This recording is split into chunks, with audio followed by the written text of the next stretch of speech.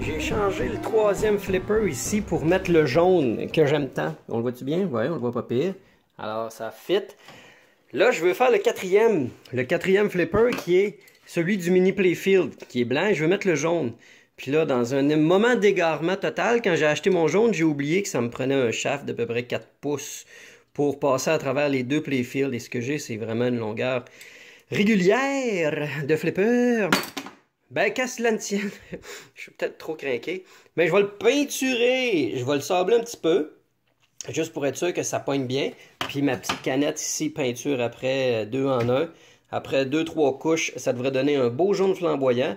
Et comme en fait, il y a un élastique qui va autour de ça, ben, il n'y a rien, la bille ne va jamais frapper le flipper. Fait que normalement, la peinture devrait tenir très longtemps.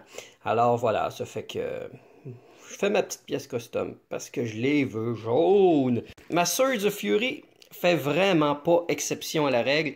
C'est dirty as hell. Fait que toute la machine est quand même sharp. Bon, écoute, le reste de la machine, j'aimerais ça repasser une guenille dans le fond éventuellement. Là. Mais je vais démonter ça. Ça, là, ça fait vraiment beaucoup de bien. Il va me rester à faire des petites agrafes ici, là, du Playfield. Mais bon, ce que je voulais parler, c'était surtout la peinture que j'ai faite sur le flipper. C'est pas ma meilleure job de peinture à vie, là. Il y a des... C'est pas parfait. Mais ce que j'aime surtout, c'est que la couleur, elle, est vraiment un match parfait avec les autres. C'est vraiment le même jaune. Si je compare avec celui que j'avais acheté sur Marco, le jaune était une petite affaire moins rouge.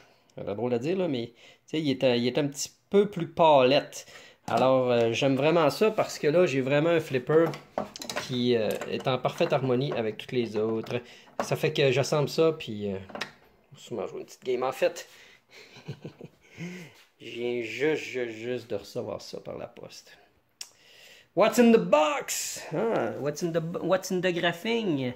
Et si, ouais, il est mieux de pas être rien arrivé à ça, on va vous dire. Le format devrait pouvoir vous donner un indice que c'est un peu plus... C'est pas un dictionnaire qui est là-dedans. On va ouvrir ça tantôt. Il y a un côté de moi qui a envie de régler le problème du back glass pour de bon avec la Swords of Fury. J'avais acheté, en fait, une repro du site Pinball Center qui est en Allemagne, puis l'impression était vraiment pas super, comme je vous ai montré. J'ai acheté un back glass adapté repro par CPR, puis j'étais vraiment pas satisfait des couleurs. Sur le site web, je m'attendais que ça soit dark, mais en personne, je m'attendais vraiment pas que ça soit aussi dark, puis avec les lumières, ça délavait beaucoup. Donc, ce que je vais faire, je vais vous montrer en premier pourquoi je tiens vraiment beaucoup à l'améliorer. En gros, c'est que Williams, dans le temps, il avait le tour d'utiliser un très beau rouge pour le titre, comme par exemple la High Speed ou la Pinbot, mais je trouvais que le reste des couleurs était toujours un petit peu trop délavé, qu'il manquait une saturation pour aller chercher du punch, du bon mordant dans la rétroéclairage. Ça fait que j'ai envie de faire scanner ça et de réadapter dans Photoshop les couleurs, faire une espèce de meilleur dégradé parce que le gris en arrière-plan, il rend ça assez terne. Le Balrog a une face dégueulasse, puis en plus, je sais pas comment ça se fait, sa face est complètement noire, mais le reste a des tons de gris. Bref, on dirait que ça a été mal pasté là au moment de faire la séparation de film. Dieu sait qu'est-ce qui s'est passé. J'ai envie que le feu soit beaucoup plus sharp, présent, qu'on sente qu'il y a du heat going on. Alors, je vais retravailler le visage comme un peu CPR l'avait fait, c'est-à-dire en enlevant entre autres l'espèce de contour de babine dégueu, puis le bizarre de nez. Ça fait que, en plus, veut pas aussi, ce qui arrive avec ce back glass-là, ça a l'air de rien, mais il y a énormément de retouches qui ont été faites dessus. Par exemple, les ampoules à l'arrière, il y avait fait des bulles ici, là, que j'ai retravaillées, qui sont pas parfaites, mais que ça sauve le coup d'œil pour l'instant. Mais je vais retirer le back glass, puis je vais vous montrer la quantité de retouches qui ont été faites pour que ça look comme ça en ce moment. Les retouches se sont surtout faites dans les zones de noir, comme par exemple, ici, on peut voir qu'il y avait beaucoup de retouches à faire. Là, ça a l'air de rien, mais il manque la couleur ici, fait que c'est un peu plus fade de ce côté-là. Il a fallu que je mette des tapes pour boucher certains trous cassés. Même chose ici, il a fallu que je tape, il a fallu que je mette beaucoup de noir. Il y en a ici aussi. J'ai envie d'avoir quelque chose de sharp. Ça fait que je vais le faire scanner. Et puis, je vais refaire le masque parce qu'il y a comme du masking ici, là. Ça, c'est la zone où la lumière n'est pas supposée passer pour que ça soit plus dark, mais c'est plus ou moins réussi. Ça fait que je vais refaire un masque qui va me plaire un peu plus dessus. Et je vais faire tailler une vitre dans le verre trempé et faire imprimer le visuel sur la vitre. Un peu comme j'avais fait à l'époque avec la Ice Cold Beer et que j'ai fait récemment avec la Warlords. Alors, je vais avoir l'équivalent d'un bac glace, comme CPR. Ça ne sera pas de l'encre sérigraphie et ce ne sera pas la même qualité, mais franchement, le coup d'œil, là, ça va prendre un regard assez aiguisé pour voir la différence. Alors voilà, j'enlève, je vais devoir jouer avec ma Swords of Fury pendant un petit bout sans Translite, mais c'est le compromis que je suis prêt à faire le temps que ça se fasse scanner. J'ai retiré le Translite de la vitre de la Swords of Fury et je viens d'y faire un méga ultra super ménage. Elle est maintenant prête à amener en impression chez Graphica. Et j'ai envoyé le fichier par la même occasion. Donc dans quelques jours, je devrais avoir l'impression sur vitre. Et là, nous y voilà. Tout chaud sorti de l'imprimante haute qualité de Graphica. Et puis je vous dirais que quoi qu'il arrive, quoi qu'il advienne, je vais arrêter ça là. Ouais, ben j'ai envie de croire que c'est la fin, que je vais arrêter ça là. Parce que il y a toujours bien des limites. Sur le Translite original, c'est une encre métallisée. OK? Puis ça, c'est des encres qui ne sont reproduisibles qu'en sérigraphie. Et puis, ce qu'ils ont chez Graphica, c'est des encres jet d'encre ou laser. Et ce n'est pas possible de réussir à émuler l'effet d'encre métallisée extrêmement masquante qu'on pouvait retrouver sur le Translite original.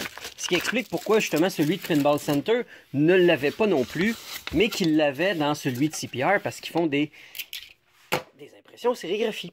Ce qui fait que ce qu'ils ont quand même, c'est une encre blanche. Et normalement, quand je fais faire des Translite, ou des marquis chez Graphica, je fais faire 2 passages d'encre blanche et ça permet une diffusion de la lumière parfaite et ça émule, je dirais presque à la perfection, l'encre blanche qu'on peut retrouver en sérigraphie. Mais là, dans ce cas-ci, je voulais avoir un pouvoir masquant pour faire apparaître les chiffres et les lettres lorsque rétro-éclairé. Donc, on s'est entendu pour un passage d'encre blanche. En fait, non. Il y a 2 passages d'encre blanche à l'arrière avec le masque et un dernier qui, lui, est à la grandeur. Donc, les 2 couches blanches masquantes sont supposées faire office d'encre métallisée, finalement. Laissez passer la couleur. Oh my frigging lovely God! Wouh! Là, ça n'a rien à voir avec ceux-là CPR. OK, ceux-là CPR, on perdait tout le noir dans le fond ici. On perdait tout l'effet de fumée. Il n'y en avait plus. Il y avait un petit peu de feu, mais la fumée, oubliez ça. On perdait presque les colonnes, les tours. Ça, OK, ça me fait capoter. Le niveau de résolution est très bon. En fait, c'est imprimé, je pense, carrément 300 dpi. Et ça, c'est mon nouveau visage de Balrog. OK, je peux pas faire nécessairement des merveilles, mais au moins, j'ai pu le trait dégueu autour de la bouche, l'espèce de nez corqué. Et j'ai fait en sorte que les yeux, aux yeux de nous regarder, regardent les Lion Man et l'elfe. Ce qui fait que là, en ce moment, si vous regardez les elfes et les Lion Man, regardez les yeux. Eh oui, j'ai fait en sorte que leurs yeux regardent le Balrog. Il y a une relation entre les deux. Et regardez, à l'origine, il y a un tracé d'œil dans le Titan, mais ça a mal sorti à l'impression. J'étais allé voir le fichier le plus original possible de Doug Watson sur son site web. Et on peut en effet voir, même sur le Translite, quand on le scanne, on remarque une petite trace qui était supposée être rétro-éclairée. Alors j'ai dessiné un œil et j'ai aussi fait un effet masquant à l'intérieur, à l'arrière, qui fait que c'est supposé faire popper l'œil davantage. J'ai réajusté les blancs, j'ai réajusté les rouges parce qu'à l'origine, il y avait un gros tracé rouge. Eh ben écoutez. Hey, elle est là. Here we are, OK? Non, là. Non. Oui. Non. OK? Vous voyez les deux comparés côte à côte, là? C'est pas la même game, là. J'ose pas mettre ça par-dessus lui, je veux pas créer de graphing. Mais comprenez bien ce que je veux expliquer. Regardez le noir autour du visage du Balrog versus le gris du visage. Et ce que CPR ont fait, là, ok, c'est que voyez-vous, il y a une espèce de grisonnant dans le cou de la fille qui est supposé être noir, comme par exemple celui de l'épaulette. Ce qu'ils ont fait dans Photoshop, c'est qu'ils ont pris la pipette de noir et ils ont tout récalibré le noir en fonction d'un grisonnant, peut-être celui-là de la cou de la fille ou peut-être celui-là du... Bref, ça l'a fait en sorte que tous les niveaux noirs ont monté et ont perdu énormément de subtilité et de détails dans l'image. Ce que j'ai cherché à préserver ici. Mais remarquez aussi que j'ai beaucoup essayé d'accentuer les couleurs parce que je trouve que il était capable d'aller chercher un rouge très saturé. Mais pourquoi c'était tout délavé? Chez la majorité des Translight de Williams de cette époque-là, il va avoir un titre extrêmement flamboyant en typo, en aplat super saturé, mais le reste est comme fadasse un petit peu. Ce qui n'est pas le cas ici. Oh là là. Je fais une petite pause, le temps de flipper à deux mains le Translight. Je suis tellement habitué de parler de Translight quand on parle de Swords of Fury que c'est en fait maintenant devenu un bac glace. Et voici en fait ce que je vous expliquais. Tout ce qui est en blanc beaucoup plus saturé, c'est 2 couches de blanc avec le masque. Et la portion plus grise, c'est simplement une seule couche de blanc. Pour s'assurer que la lumière soit quand même le plus diffus, le plus possible, mais qu'on puisse bien lire le nom, la valeur du jackpot et la valeur du Ogre's Alley. Alors, repose à nouveau en installant maintenant cette fois les braquettes. Et on regarde qu'est-ce que ça donne dans la machine. On y est, c'est réussi. À la caméra, ça a l'air beaucoup plus blanc que ça l'est, mais en réalité, quand on s'approche, c'est tout simplement parfait. C'est magnifiquement rétroéclairé, c'est pas washed out, le découpage du texte est parfait, je capote, c'est vraiment une réussite. C'est tellement subtil comme on voit le ovale à l'arrière, rien à voir avec la repro de Pinball Center que c'était extrêmement évident. Là, c'est parfait. J'ai enfin réglé mon problème de back glass. Et on est maintenant rendu à la portion que vous devez attendre depuis longtemps. Y jouer! On est rendu à y jouer enfin. Let's game the play. Ready, player one! Enfin. Bang bang. Enfin du gameplay. Hein? On va arrêter d'en parler. On veut pas le savoir. On veut le voir. Yeah. Hey, un petit overview du playfield comme ça, parce que l'ancien propriétaire a fait quand même un excellent boulot de faire un clear coat de plusieurs couches, je crois à peu près 4-5 couches qu'il a mis dessus. C'est extraordinaire d'avoir ça. Et ça joue extrêmement rapidement, surtout depuis que j'ai remonté les flippers, là, c'est deux éléments ensemble qui se marient très bien, hein? Flipper, playfield ensemble, on va chercher le maximum que la game a donné. Alors, sans plus tarder, je vais vous clipper ici. Je vais ajuster que normalement, c'est supposé voir le score en même temps que je joue. Ah ouais, j'avais oublié que mon téléphone, quand il est en mode caméra,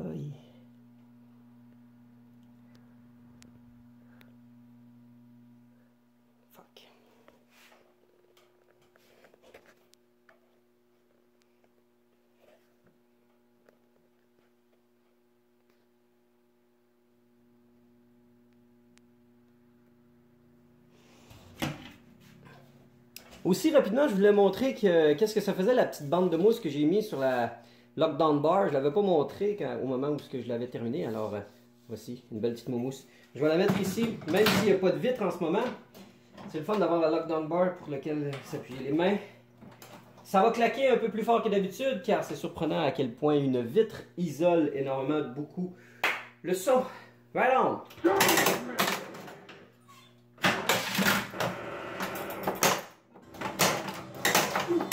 Alors, une des features les plus remarquables de la Swords of Fury, c'est bien sûr son mini playfield, tout en haut.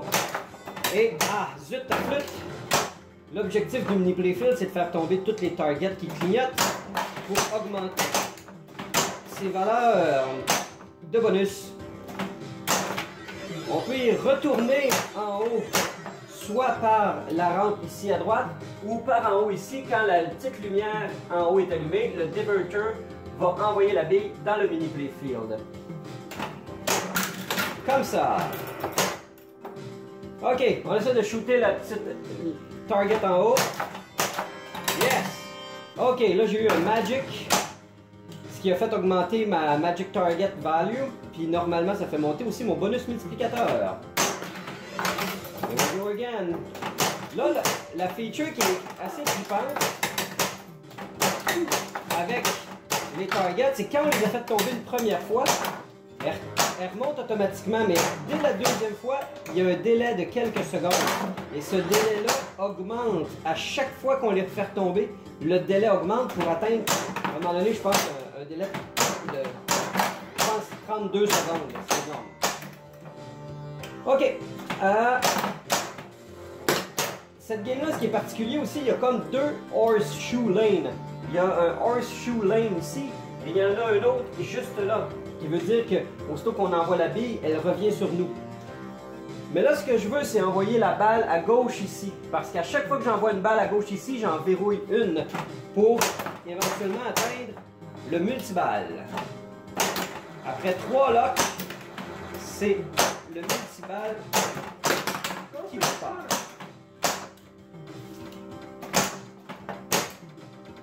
Allez, dans le lock. Voyons. C'est pas parce que j'ai pas de vite que je vais ramasser la bille quand elle tombe. Je suis fair quand même.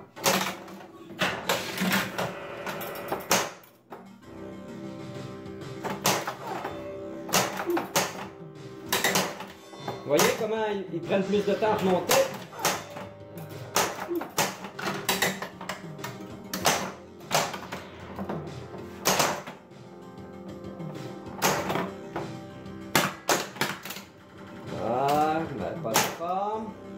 Ok, on arrête le niaisage.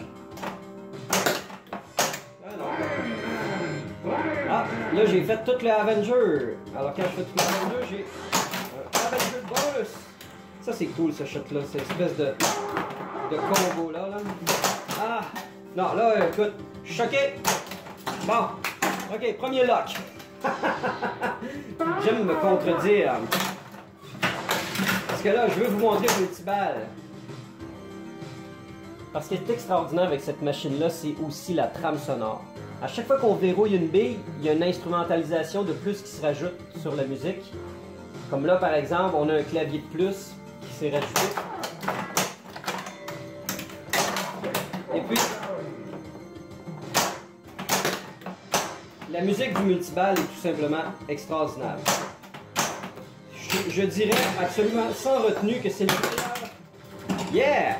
Un lock facile, ça. Écoutez la musique.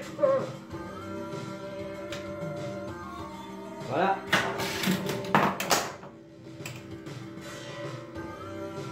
Oh! Avec tout ça, j'ai fait augmenter la valeur de mon Ogre's Alley, qu'on voit pas, mais qui est dans le haut, là. La valeur à monte, je suis à 500 000. C'est le maximum de la valeur. En fait, on le voit ici.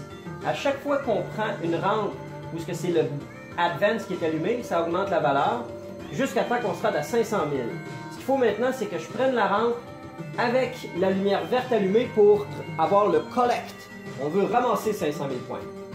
On essaye. Malheureusement, c'est plus facile quand le collect est allumé à gauche. Mais là, ce que je veux, c'est vraiment le multiball. Une dernière fois ici, et je release le Titan. Alors, on essaye de libérer le Titan. Et c'est la première fois que ça arrive. La bille est jammée dans un des spinners du horseshoe. Aïe aïe, j'avais jamais vu ça.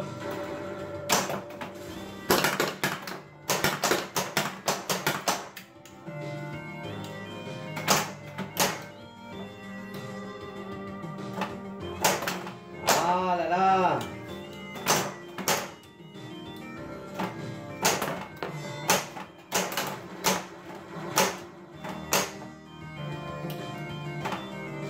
Yes! Multiball!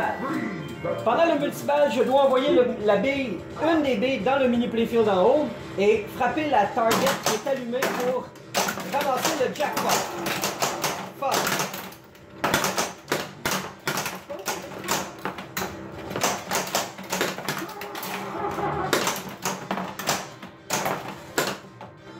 Non! Ah là là. Aïe aïe aïe aïe aïe aïe aïe aïe aïe aïe. Hey, je trippe bien raide sur mon bac-glace. C'est tellement cool, là. C'est vraiment, vraiment le fun. Malheureusement, je peux pas tout filmer avec la caméra.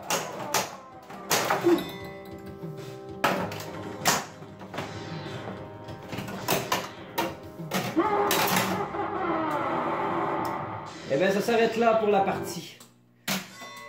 Mon high score est d'à peu près 6 800 000. C'est le high score numéro 3.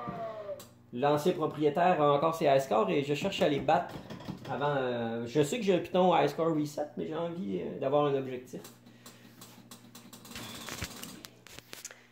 Bref, voilà ce qui conclut un très long vidéo de la Swords of Fury, ma machine à boule préférée du moment, pour encore longtemps. J'adore les System 11 en ce moment. Alors, il va y avoir d'autres vidéos, parce qu'entre autres, un des prochains, juste rapidement vous montrer, je vais développer des petits mods pour la machine, très soft, comme par exemple ici. Ça, c'est une figurine de Donjons et Dragons des années 80, Demon with a Whip and Swords. J'avais cette figurine-là quand j'étais jeune, c'est une figurine en étain, et je viens de la repeindre aux couleurs que j'aime, et je vais sûrement aller la poser ici, dans le playfield. Et j'ai un beau petit making-of de tout ça qui va venir éventuellement. Et puis, il y en a tellement à dire sur la Swords of Fury. Si vous en voyez une, sautez dessus. Franchement, posez-vous même pas de questions. Alors, voilà, j'arrête là. Je vous dis, aimez si vous aimez, partagez si ça vous tente, puis abonnez-vous.